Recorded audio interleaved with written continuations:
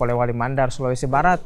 NR ditangkap di rumahnya di Desa Lapeo, Kecamatan Campalagia, karena diduga mencabuli seorang anak perempuan penyandang disabilitas. Pihak kepolisian menyatakan pelaku yang berprofesi sebagai nelayan ini menjalankan aksinya dengan berpura-pura bertamu ke rumah korbannya dan memaksa melakukan tindakan tak senonoh.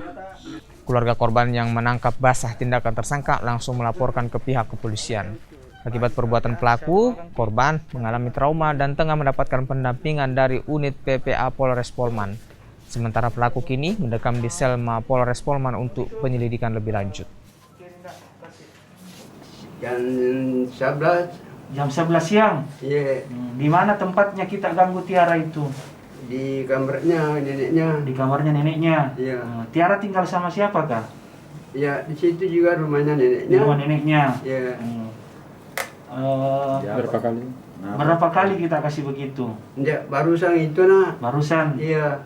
Memang kemarin telah terjadi salah satu kasus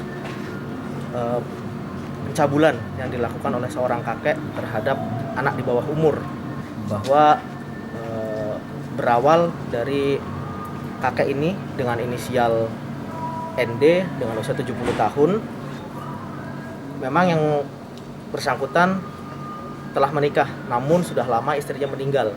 Modus operandinya, pelaku bermain ke rumah kakek korban, di mana korban berada di rumah kakek tersebut.